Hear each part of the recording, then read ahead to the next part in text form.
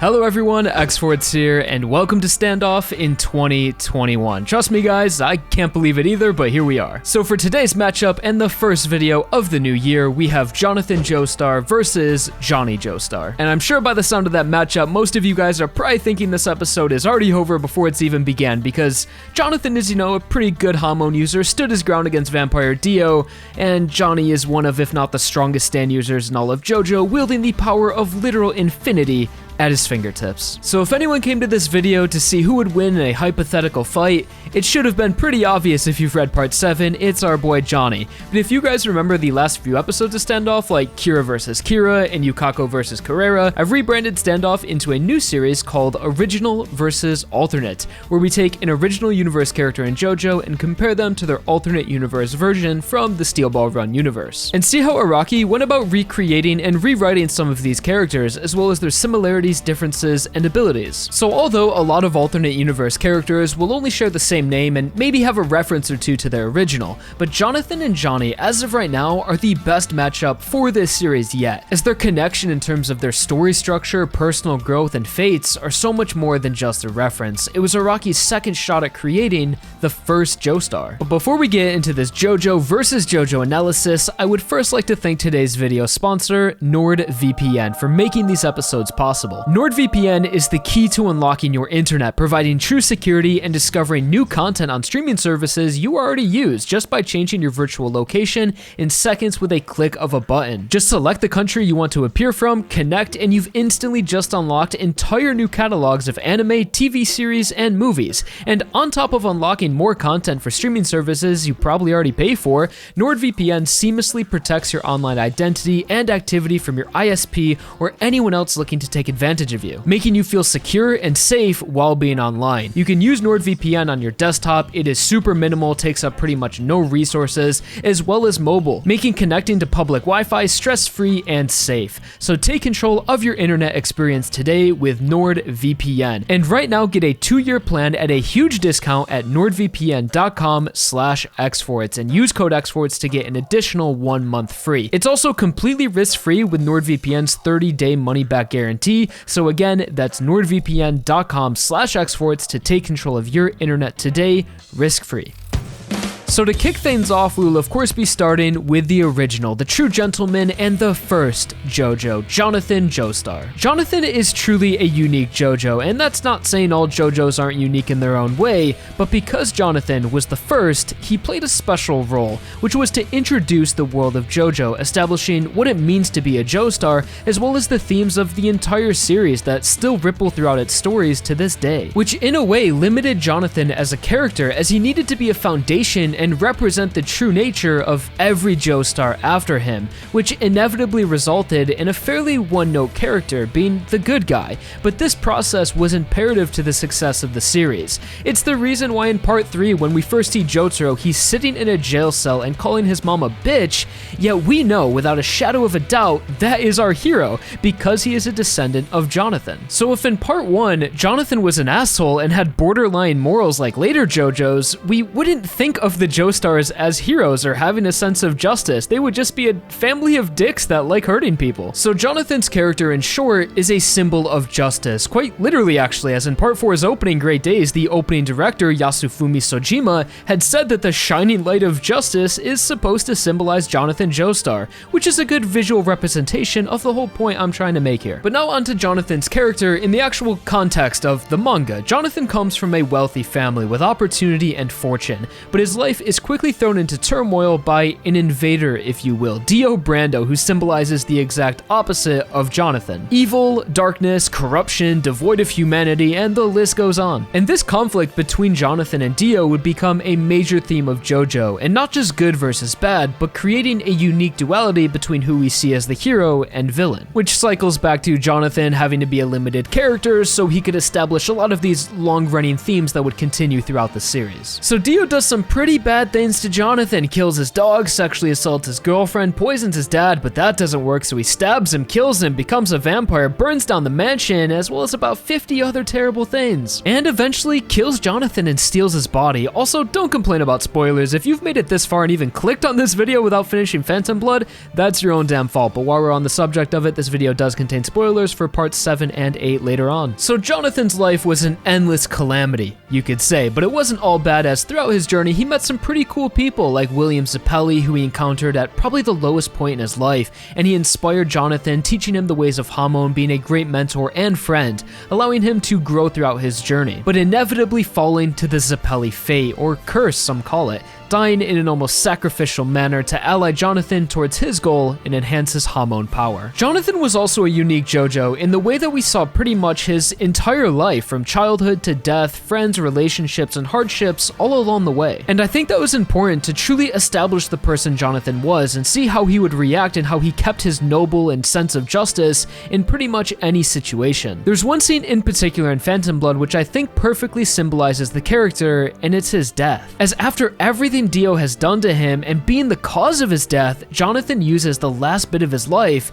to embrace Dio with a hug. And what makes this especially impactful is the effect it has on Dio, someone who has already rejected their humanity and tried to kill Jonathan multiple times, is nearly brought to tears by realizing Jonathan has actually died, almost as if Dio couldn't live in a world without him. Truly something only Jonathan's heart was capable of doing, connecting with someone as evil and cold as Dio. But that about wraps up Jonathan, and I know I didn't mention absolutely everything because more of his character will be discussed when compared to Johnny. So now moving on to Johnny Joestar, to set the stage, JoJo's Bizarre Adventure is now over 17 years old and beginning its 7th part, Steel Ball Run, which introduces us to a completely new universe with completely new characters, essentially rebooting the series. So what better way to kick things off with a new part, a fresh start, a clean slate, than with Jonathan Joestar again, but this time without the limitations of the original, allowing Araki to recreate the character in a fresh and exciting way, as well as giving Johnny his own identity, although their names, journey, and overall fates are still very much connected. Like Jonathan, Johnny was born in the late 1800s, although this time he is an American and not British, and comes from a wealthy family of horse breeders built by his father, George Joestar, same name as Jonathan's father from Phantom Blood, as well as they both like to yell at their sons for their table manners. And similarly to Jonathan, Johnny also had a pet that was named Danny, but in part 7, Danny is a small white mouse and would actually cause Johnny's first encounter with fate,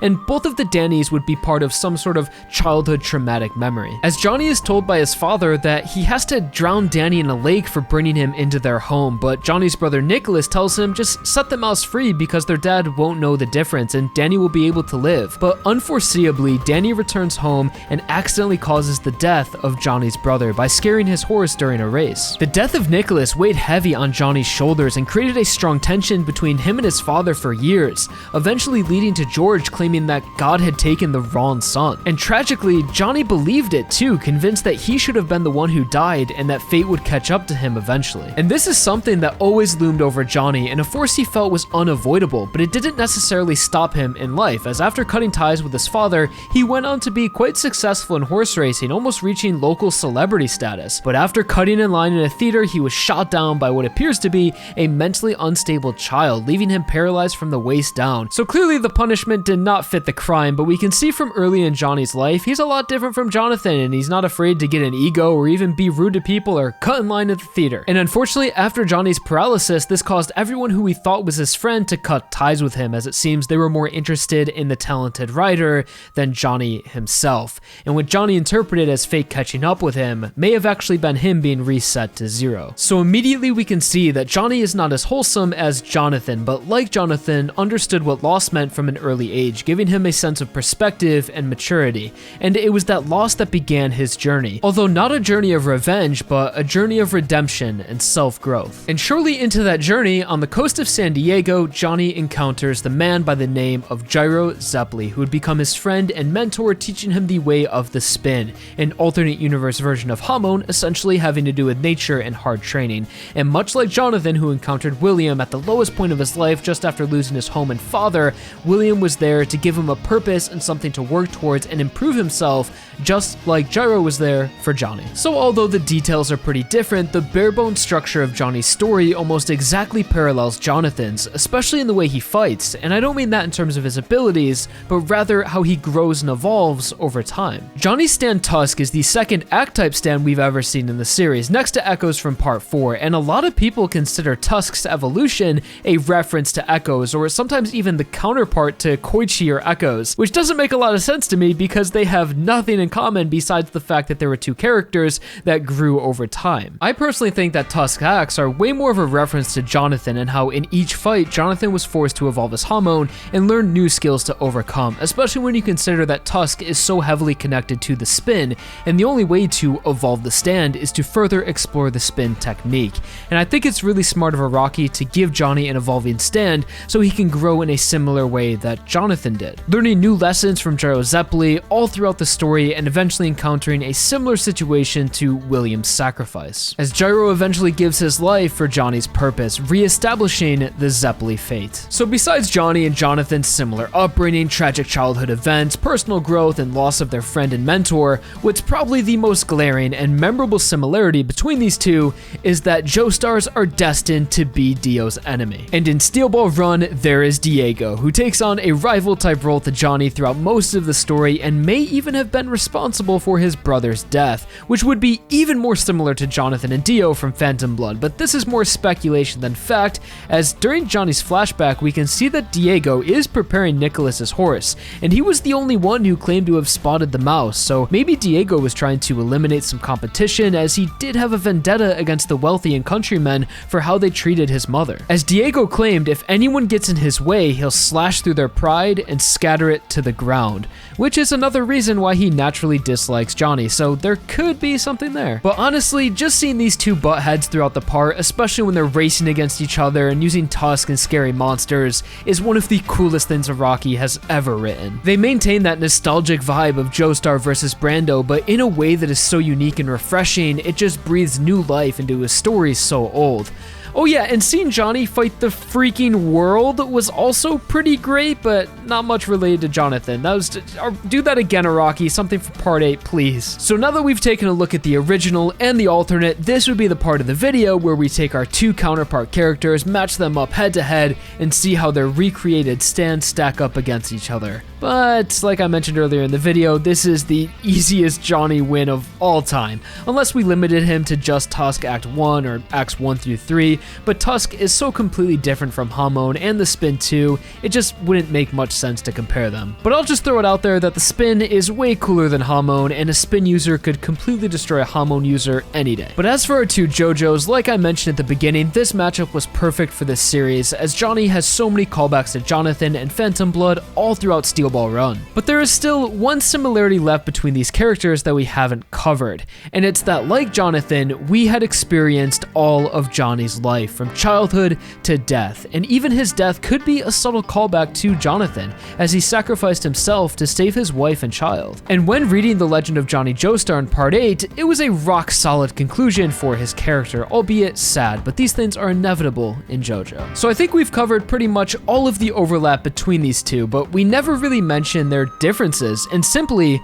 although they are destined for a similar path in life, they are completely different. Jonathan being the most noble and wholesome Joestar, while Johnny is the most morally questionable, being known for his signature murderous intent, wielding his powers irresponsibly, as well as abusing the power of the Holy Corpse and being completely ignorant to the misfortune he has casted all around the world, and using the corpse for completely selfish reasons. So for how similar these JoJos are, they are still completely unique characters, and it may be a bit obvious, but Johnny is written quite a bit better, as Araki did grow as a writer, artist, and storyteller over the years, as well as Steel Ball Run is just a lot longer than Phantom Blood, so we're able to spend more time developing Johnny. So although for me, one is clearly better than the other, it's an unfair comparison, as I still think Jonathan was the perfect character he needed to be for the original universe, and Johnny is a culmination of all of Araki's talent compiled into one character. So I think Johnny is a great representation of JoJo and everything it can be. And that's the video, guys. Thank you so much for watching and supporting the channel going into a brand new year. And if you're new around here, I hope you stick around. So like the video if you enjoyed, subscribe for more, and I promise I will try to bring you guys more than one episode of Standoff this year. That's my New Year's resolution. But as for this episode, I hope you guys enjoyed my take on Jonathan versus Johnny. I hope you learned something that you may not have realized on your first read of Steel Ball Run, and just how similar yet different these two characters are, and how their story structure really overlaps, especially in the beginning of Steel Ball Run. The Jonathans are honestly some of my favorite characters in the series. I love these two, especially when you consider them kind of like one entity, just parallel versions of each other. It's so good. So again, thank you all so much for watching. Please like if you enjoyed, it really does help out, and shoutouts to NordVPN for sponsoring this video. But for now, that's all I got, guys, and I'm out. Peace.